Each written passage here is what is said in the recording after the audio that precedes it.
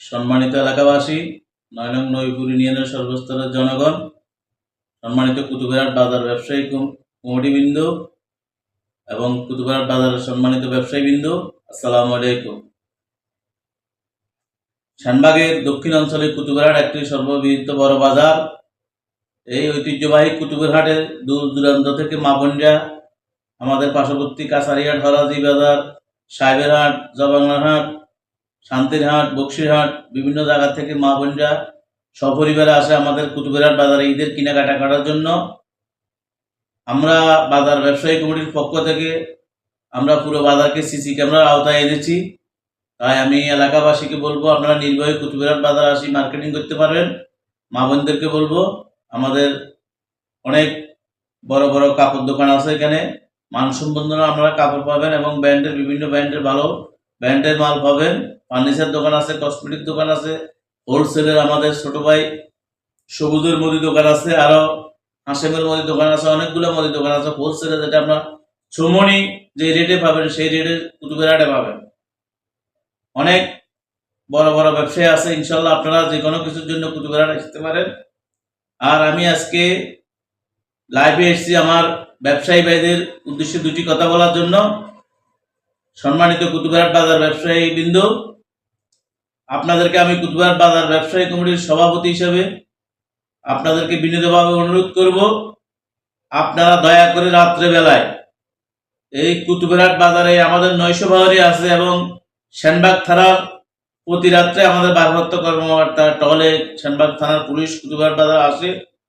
তারপরও এত কিছুর মাঝেও আমাদের 900 বাহারির মাঝেও কুতুবহাট পূর্ব বাজার একটা কসমেটিক দোকানে ছোটখাটো একটা দুর্ঘটনা ঘটছে। আজকে শুক্রবার জুমার দিন কুতুবহাট বাজারে আমাদের পূর্ব বাজারের ব্যবসায়ী আমাদের বড় ভাই ইউনুসুদুরের একটি উত্তর বাজার থেকে একটি ফোনের সাইকেল নিয়ে গেছে।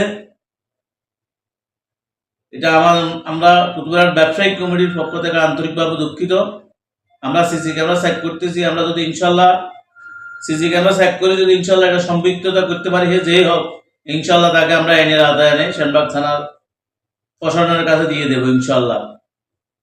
আর আমি ব্যবসায়ীদেরকে বলবো, আপনারা লক্ষ লক্ষ টাকা পুঁজি দিয়ে ব্যবসা বাণিজ্য করতেছেন, কেউ হালত নিয়েছেন, কেউ সিসি লোন নিয়েছেন, কেউ কিস্তি নিয়েছেন, কেউ আত্মীয় স্বজনের দান নিয়েছেন, ঈদ উপলক্ষে ইনভেস্ট করছেন এই ঈদ উপলক্ষে ব্যবসা করার জন্য। আপনারা লক্ষ লক্ষ টাকা পুঁজি দিয়েছেন ব্যবসায়ীবৃন্দ।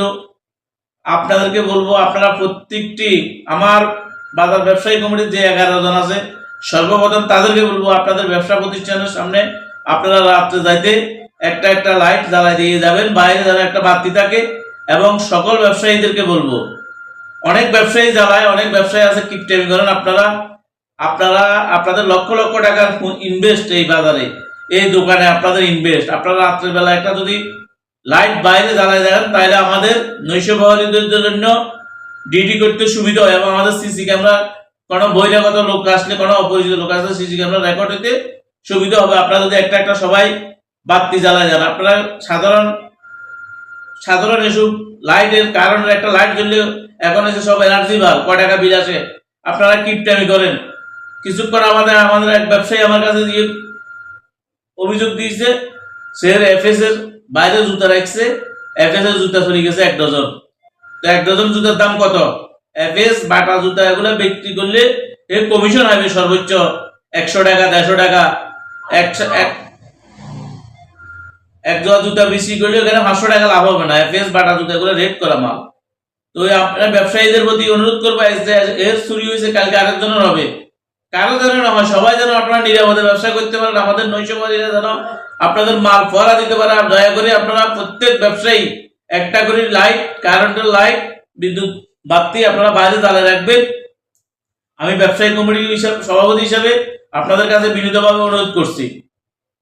এবং এই ঐতিহ্যবাহী কুতুবহাট বাজার যেন আইন শৃঙ্খলা পরিস্থিতি ভালো থাকে, আইন শৃঙ্খলা পরিস্থিতি নিয়ন্ত্রণে থাকে, আমাদের ব্যবসায়ীরা যেন শান্তিমতো ব্যবসা করতে পারে, আমাদের এলাকার মা বোনরা যেন সুন্দর মতো কেনাকাটা করতে পারে।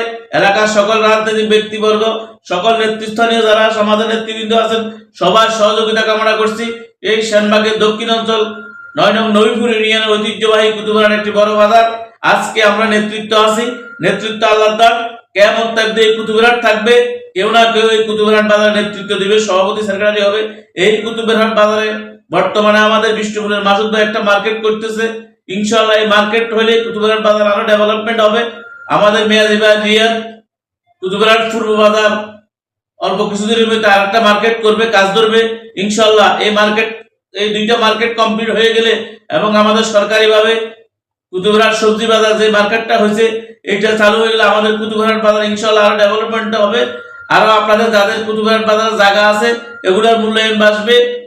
অনেক 500-এর উপরে কুতুবহাট বাজারে ব্যবসায়ী আছে, কিন্তু এখন আপনারা চিন্তা করেন একটা দোকান খালি না, একটা ভাড়াটি অনেকজন আরো ব্যবসা করার জন্য আগ্রহী, বিভিন্ন জায়গার থেকে ঘর টোকাইতেছে, কিন্তু একটা খালি ঘর কুতুবহাট নাই।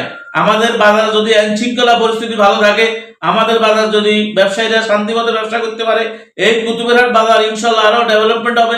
আপনারা ব্যবসা করে স্বাবলম্বী হতে পারবেন। এলাকার মা বোনরা সৌমনি মাইজদি না গিয়ে, বসিরহাট না গিয়ে কুতুবহাট বাজারে ব্যবসা কেনাকাটা করে শান্তিভাবে সংক্ষেপে বাসায় নিরাপদভাবে যেতে পারবে। আবারও অনুরোধ করব এলাকার সকল মা বোনদেরকে আপনারা নির্ভয় কুতুবহাট বাজার আসি কেনাকাটা করতে পারেন। আমাদের পুরো বাজার সিসি ক্যামেরার আওতায় আছে। ইনশাআল্লাহ আপনাদের কোনো সমস্যা হবে না, নির্ভয়ে কুতুবহাট বাজার আসি কেনাকাটা করতে পারেন। আবারও আমি সকল ব্যবসায়ী বিন্দুকে অনুরোধ করব, দয়া করে আপনারা দোকান বন্ধ করে যাওয়ার সময় একটা লাইট বাইরে যারা যাবেন, যেমন আমাদের নৈশ ভাইরা সুন্দরবনে ডিউটি করতে আর আপনাদের মালগুলা যেন আপনারা ঘুমান, আপনাদের মালগুলা যেন ফরা দিতে পারে। আপনারা কেউ কিস্তি লইছেন, কেউ লোন লইছেন, কেউ হালত বরাদ করে ঈদ উপলক্ষে মাল উঠেছেন। আমরা চাই আপনাদেরকে সেবা দেওয়ার জন্য। ইনশাআল্লাহ আপনারা নির্ভয় ব্যবসা করেন। আপনাদের সকল সহযোগিতা আমরা কামনা করছি।